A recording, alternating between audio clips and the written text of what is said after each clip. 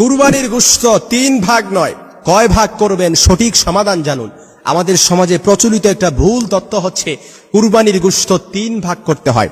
1 ভাগ নিজেরা খাবেন, 1 ভাগ আত্মীয় স্বজনদেরকে দিবেন, 1 ভাগ গরিবদেরকে দিবেন। এটা হচ্ছে আমাদের সমাজে ভুল তথ্য। কোরআন এবং হাদিসের কোথাও এই কথা নাই যে কোরআন অর্থাৎ কুরবানির গোশত 3 ভাগ করতে হবে। কিন্তু কয় ভাগ করবেন সঠিক, অবশ্যই কুরবানির গোশত দান করতে হবে, কিন্তু কয় ভাগ করবেন এক্ষেত্রে সঠিক সমাধান আল্লাহ তাআলাই দিয়ে দিয়েছেন সূরাতুল হজের 28 এবং 36 নম্বর আয়াতে।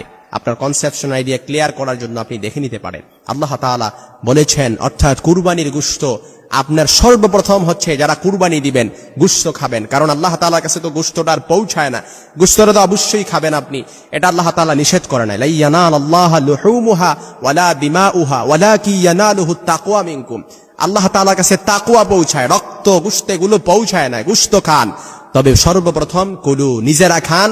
তারপর কি করবেন বা ইসুন, যারা হঠাৎ সমস্যায় পতিত হয়ে গেছে, লাখ লাখ টাকার মালিক ছিল, অনেক সম্পদের মালিক ছিল, এখন দিন এনে দিনে খায়, অর্থাৎ টাকা পয়সা কিচ্ছু নাই, কুরবানি দেওয়ার সামর্থ্য নাই, এরকম হঠাৎ সমস্যায় পতিত হওয়া ব্যক্তি যদি থাকে, আপনি তাকে কুরবানির গোশত দান করেন, তাকে দেন। কুরবানির গোশত নিজেরা খাওয়ার পর তারপর তাকে দেন। তারপর 3 নাম্বার, ইসলাম আমাকে যে প্রেসক্রিপশন দিয়েছে, কোরআনে আল্লাহ তাআলা বলেছেন তারপর কাকে দিবেন? ফকির, যারা গরিব তাদেরকে দান করেন।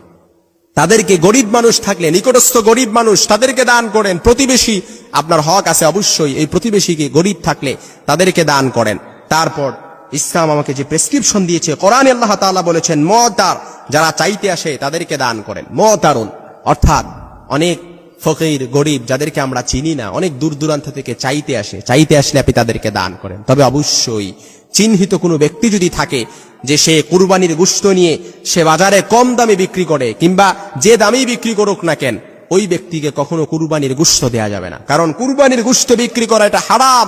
যে ব্যক্তি কুরবানির গোশত নিয়ে তারপর বাজারে বিক্রি করে দেয়, তাকে অবশ্যই কুরবানির গোশত দেয়া যাবে না, ইসলাম এটা নিষেধ করে দিয়েছে। সর্বশেষ, কুরবানির গোশত যাকে দিবেন সে হচ্ছে কানিয়া, যে আল্লাহর দেয়া রিজিকে সন্তুষ্ট থাকে, কুরবানি করার সামর্থ্য নেই কিন্তু কারো কাছে চাইতেও আসে না, ওই ব্যক্তিকে দেন। আল্লাহর দেয়া রিজিকে সন্তুষ্ট আছে, নামাজ পড়ে 5 ওয়াক্ত, ইসলামের বিধিবিধানগুলো মেনে চলে, এরকম সমাজে আমি বলতে চাই না, কিন্তু দেখা যায় প্রিয় ভাইয়েরা, আপনারা যদি লক্ষ্য করেন, অনেক মসজিদের ইমাম মুয়াজ্জিনরা আছে যারা সামর্থ্য নাই, অর্থাৎ বেতন পায় 10 থেকে 12,000 টাকা, ম্যাক্সিমাম মসজিদে এখন এরকম। ওই ব্যক্তি কিভাবে 25,000 20,000 টাকা শরীকে ওই ব্যক্তি কুরবানি দিবে? সেটা তো দুঃসাধ্য ব্যাপার, কল্পনাও করা যায় না। এজন্য মনে রাখবেন, যারা কুরবানির গোশত অর্থাৎ খাওয়ার পরে যারা এরকম ব্যক্তি আছে যারা কুরবানি দেয় নাই কিন্তু কারো কাছে চাইতেও আসে না, লজ্জায় চাইতে আসে না, ওই ব্যক্তিকে দান করেন। এটা আল্লাহর নির্দেশ। সূরাতুল হজের 28 এবং 36 নম্বর আয়াতে আল্লাহ তাআলা বিষয়টা ক্লিয়ার করেছেন। এজন্য কুরবানির গোশত 3 ভাগ নয়, 3 ভাগ নয়। আপনি সর্বপ্রথম নিজে খাবেন কুলু, তারপর বা ইসুন, হঠাৎ সমস্যায় পতিত হওয়া ব্যক্তিকে খাওয়ান, দান করেন। তারপর মুতারুন, যারা চাইতে আসে তাকে দান করেন। ফকির, যারা গরিব তাদেরকে দান করেন।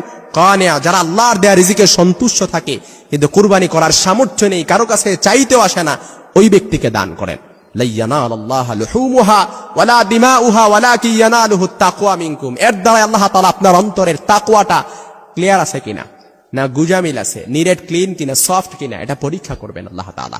আল্লাহ তাআলা আমাদের সকলের কুরবানিগুলো কবুল করুন। সামনে কুরবানি ঈদ, শেয়ার করে অন্যকে জানিয়ে দেবার অনুরোধ রইল।